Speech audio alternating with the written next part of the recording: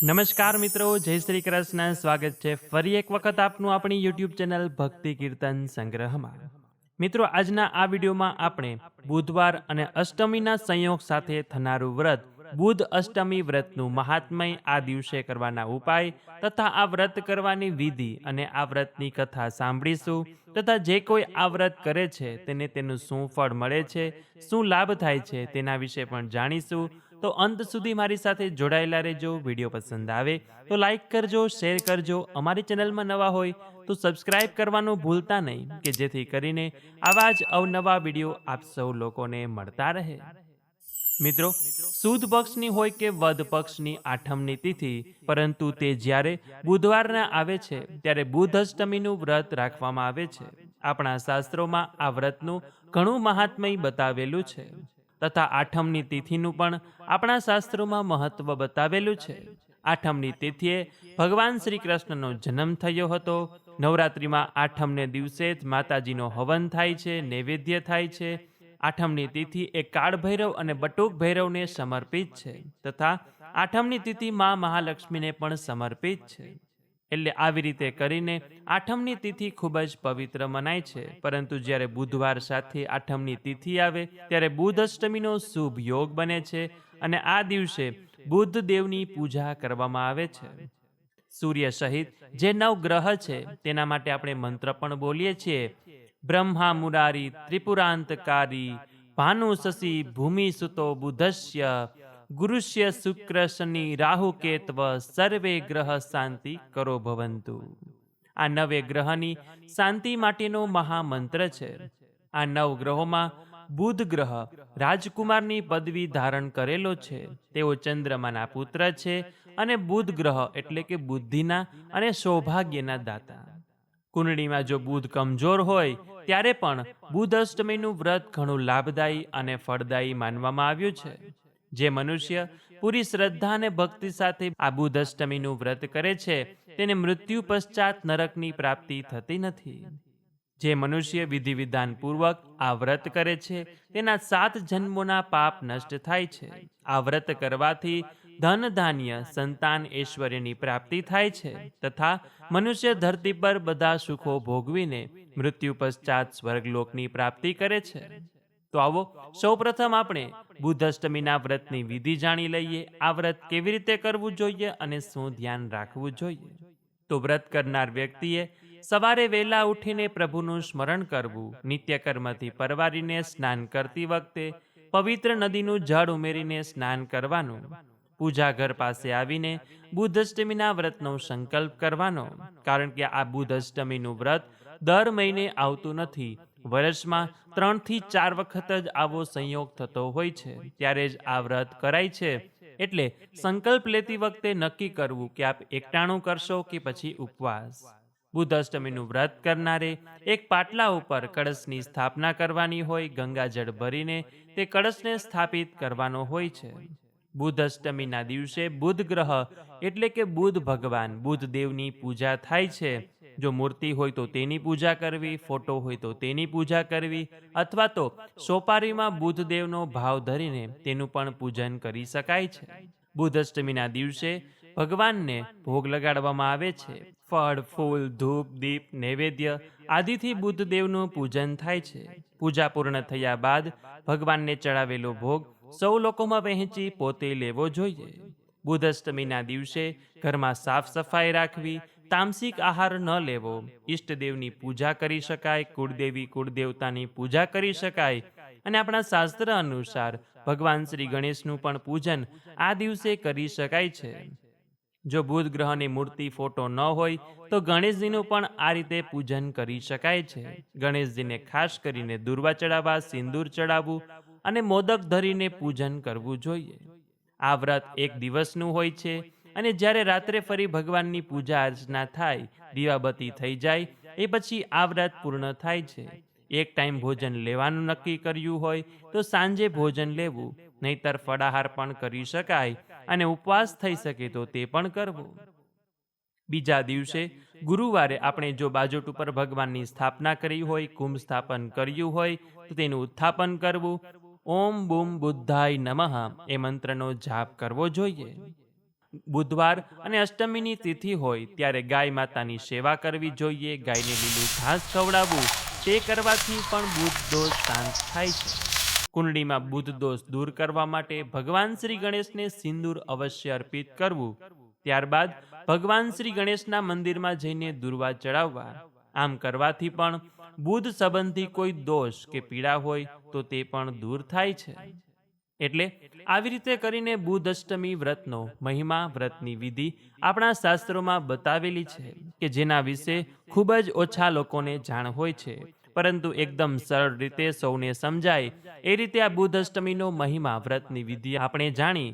હવે આ બુધ અષ્ટમી વ્રતની કથા આપણે સાંભળીએ કે જેના વગર આ વ્રત અધૂરું ગણાય છે. તો બોલીએ બુદ્ધ ગ્રહ દેવ કી જય, ગણપતિ ગજાનન મહારાજ કી જય.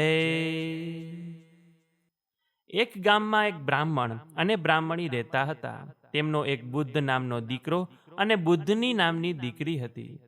બ્રાહ્મણી બધા પાડોશીના લોટને દળતી, પીસતી અને તેમાંથી થોડો બચાવીને રાખી લેતી. આમ કરવા માટે તેની દીકરી બુદ્ધની તેને મનાઈ કરતી કે કોઈનો લોટ આવી રીતે રખાય નહીં, પરંતુ માતા બ્રાહ્મણી માનતા નહીં. એકવાર બ્રાહ્મણી પિયર ગઈ. પાછળથી બુદ્ધનીએ બધાના લોટ પીસવાનું કાર્ય ચાલુ રાખ્યું. બ્રાહ્મણી પિયરથી આવી ત્યારે તેને બધી મહિલાઓ કહેવા લાગી, તમે શું અમારો લોટ ચોરતા હતા? તમારી દીકરી તો અમને લોટ પૂરો આપે છે, હવે અમે તમારી પાસે લોટ પીસાવશું નહીં. અને બધા આમ કહીને ચાલ્યા ગયા. ત્યારે બ્રાહ્મણીએ બુદ્ધનીને ઘણો માર માર્યો અને બોલી કે હું તારા લગ્ન એક કૂતરા સાથે કરાવી દઈશ અને ઘરથી રવાના કરી દઈશ. કારણ કે આજે બુધ અષ્ટમીનો દિવસ હતો. ભગવાને તો કૂતરાનો વેશ ધારણ કર્યો અને તેના દ્વાર ઉપર આવ્યા. જ્યારે ભાઈએ કૂતરાને જોયો તો કૂતરાને તિલક કરી દીધું અને આખા ગામમાં કહ્યું કે હું આ ભગવાનના લગ્ન કરાવી રહ્યો છું. બુદ્ધનીની માતા, જેની પાસે કામકાર આવે તે બધા એવું કહે કે અમારી પાસે સમય જ નથી. ત્યારે બુદ્ધનીની માં કહે કે આ તો ભગવાનના લગ્નનું કામ છે, જ્યારે કોઈ આવતું નથી. ત્યારે બુદ્ધનીની માં તેને વધુ જ મારવા લાગે છે અને કહે છે કે તું તો અભાગી છે, જો તારા લગ્નમાં પણ કોઈ આવવા તૈયાર નથી. લગ્નનો સમય થઈ ગયો. ભગવાને કૂતરાનું રૂપ ધારણ કર્યું છે. ગામમાં પણ બધાને આશ્ચર્ય થવા લાગ્યું કે બુદ્ધનીના લગ્ન કૂતરા સાથે થવા જઈ રહ્યા છે. ત્યારે બુદ્ધની કહે છે કે હે પ્રભુ, હવે વધુ પરીક્ષા ન કરો, બધા મારી હસી ઉડાવે છે. ત્યારે ભગવાને પોતાનું અસલી રૂપ બતાવ્યું. જ્યારે વિદાયનો સમય થયો ત્યારે બુદ્ધનીને પાલખીમાં બેસાડી. તે પણ ભંગાર જેવી પાલખી હતી અને તેની વિદાય કરવામાં આવી. સાસરિયામાં સમય વીતવા લાગ્યો અને એકવાર બુદ્ધનીની સહેલી તેની પાસે આવીને કહે છે કે તારા ભગવાન તને ઊંચે બેસાડે છે, પરંતુ સાતની ચાવી તને આપતા નથી. ત્યારે બુદ્ધની ભગવાન કહે છે કે મને ચાવી આપો. અને બુદ્ધની જ્યારે તાળું ખોલે છે ત્યારે જુએ છે કે તેની માં નરક જેવા વાતાવરણમાં પડેલી છે. તુરંત ભગવાન પાસે જઈને બુદ્ધની કહે છે કે મારી માની આ દશા શા માટે થઈ? ત્યારે ભગવાન કહે કે તેના કર્મોના દુઃખ તે ભોગવી રહી છે. ત્યારે બુદ્ધની ભગવાનને કહે છે કે તમારા જેવા જમાઈને પ્રાપ્ત કરીને પણ મારી માની આવી દશા કેવી રીતે હોઈ શકે?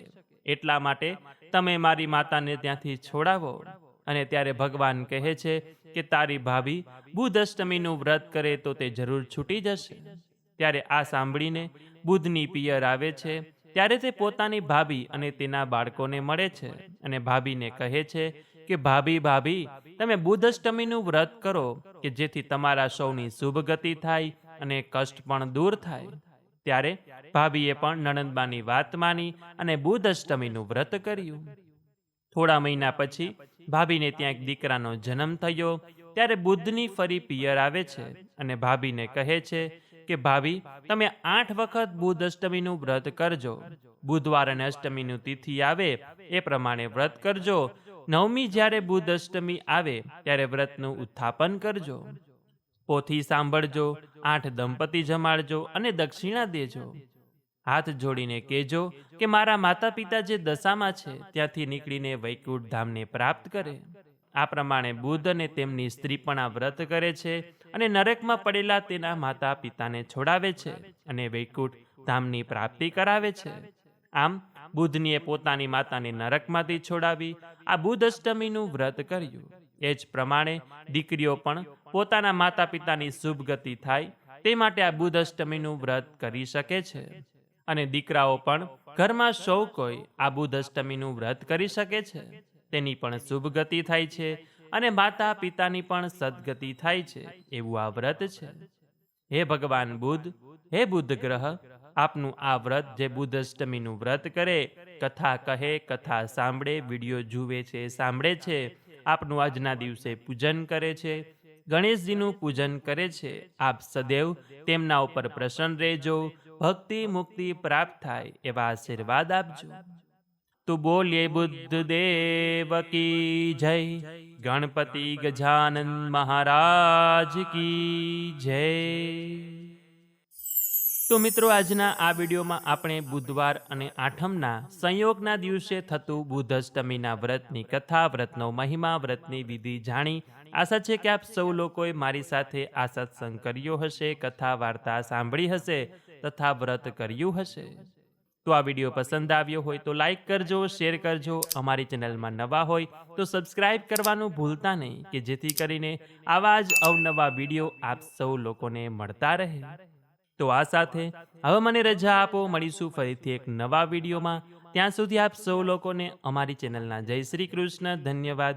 મારી સાથે જોડાઈ રહેવા બદલ આપ સૌ લોકોનો ખૂબ ખૂબ આભાર.